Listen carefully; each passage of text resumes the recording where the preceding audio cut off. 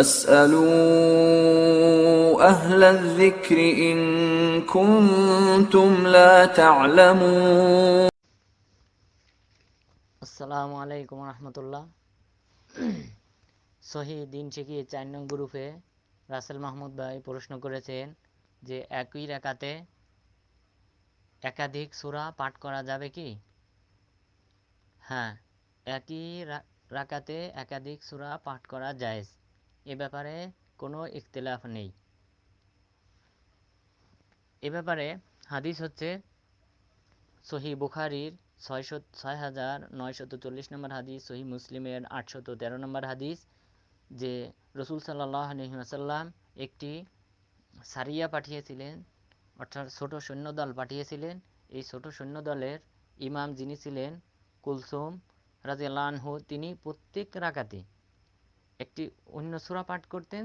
ওই সূরা পাঠ করে পরে সূরাতুল ইখলাস পাঠ করতেন প্রত্যেক রাকাতেই অন্য সূরা অথবা অন্য সূরার কিছু আয়াত পাঠ করার পর শেষে এসে তিনি সূরাতুল ইখলাস পাঠ করতেন। এইভাবে প্রত্যেক রাকাতে পাঠ করতেন।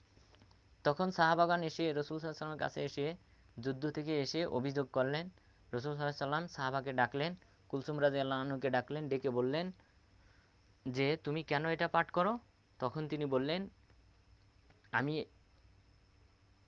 লিআন্নাহা সিফাতুর রহমান ওয়া আনা উহিব্বু আন আকরা বিহা, কেননা এই সূরাতে আল্লাহর বৈশিষ্ট্য, সিফাত, গুণাবলী বর্ণিত হয়েছে, আর আমি এটা ভালোবাসি, এই সূরাটাকে আমি পছন্দ করি, তাই আমি এটি বারবার পাঠ করি। রসুল সাল্লাল্লাহু আলাইহি ওয়াসাল্লাম বললেন, আখবিরুহু আন্নাল্লাহা ইউহিব্বুহু, তোমরা তাকে জানিয়ে দাও যে নিশ্চয় আল্লাহ তাকে ভালোবাসেন। অন্য রায়াতে বলা হয়েছে তাকে শুভ সংবাদ দাও জান্নাতের। সুতরাং এই হাদিস থেকে বোঝা যায় যে একই রাকাতে অনেকগুলি সূরা পাঠ করা জায়েজ আছে। ঠিক তেমনিভাবে ইবনু মাসউদ রাদিয়াল্লাহু আনহুর কাছে এক ব্যক্তি আসলেন এবং তিনি এক রাকাতে মুফাসসাল সূরা হচ্ছে সূরা কফ থেকে নিয়ে সূরা নাস, এই জাতীয় সূরাকে মুফাসসাল সূরা বলা হয়। এই মুফাসসাল সূরা থেকে 2টি সূরা পাঠ করতেন প্রত্যেক রাকাতে। সহি বুখারীর ৭৪২ নম্বর হাদিস এবং সহি মুসলিমের ৮২২ নম্বর হাদিস। সুতরাং এই হাদিস থেকেও বোঝা যায় যে একই রাকাতে একাধিক সূরা পাঠ করা জায়েজ আছে। ঠিক তেমনিভাবে আবু দাউদ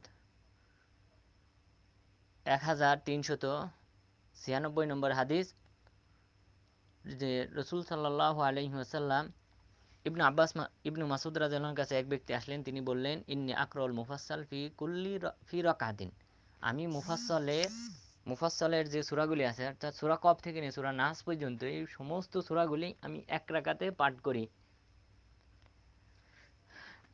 তখন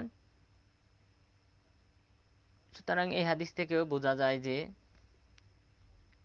একই রাকাতে অনেকগুলি সূরা পাঠ করা জায়েজ আছে এবং হাদিসটি শাইখ আলবানী রহিমাহুল্লাহ সহিহ বলেছেন।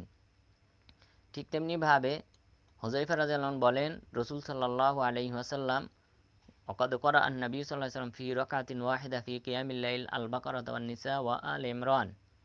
সহিহ মুসলিম ৭৭২ নম্বর হাদিস, রসুল সাল্লাল্লাহু আলাইহি ওয়াসাল্লাম এক রাকাতে কিয়ামুল লাইলে অর্থাৎ তাহাজ্জুদের সালাতে সূরা বাকারা, নিসা এবং আল ইমরান পাঠ করেছিলেন। সুতরাং এই হাদিসের আলোকেও বোঝা যায় যে একই রাকাতে অনেকগুলি সূরা পাঠ করা জায়েজ আছে।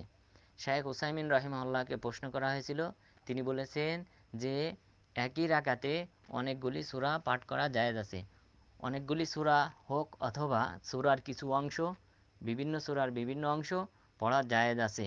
কেননা মহান রব্বুল আলামিন বলেছেন, ফাকরাউ মা তায়াসসারা মিনাল কুরআন, সূরা মুজাম্মিলের ২০ নম্বর আয়াত, যে তোমরা তোমাদের যতটুক সামর্থ্য আছে সেই অনুযায়ী কোরআন পাঠ করো।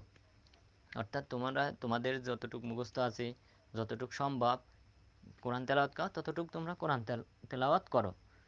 ঠিক তেমনিভাবে রসুল সাল্লাল্লাহু আলাইহি ওয়াসাল্লাম বলেছেন, ইকরা মা তায়াসসারা মাকা মিনাল কুরআন, তোমার যতটুক মুখস্থ আছে, তোমার যতটুক সাধ্য, ততটুক কোরআন তেলাওয়াত করো। এই উমুম আয়াত এবং উমুম হাদিস থেকে শাইখ উসাইমিন রহিমাহুল্লাহ বলেছেন এক রাকাতে অনেকগুলি সূরা পাঠ করা জায়েজ আছে। ঠিক একই ফতোয়া দিয়েছেন শাইখ আলবানী রহিমাহুল্লাহ এবং শাইখ বিন বাজ রহিমাহুল্লাহ। সুতরাং একই রাকাতে অনেকগুলি সূরা অথবা বিভিন্ন সূরার বিভিন্ন অংশ পাঠ করা জায়েজ আছে কোনো সমস্যা নেই। ধন্যবাদ।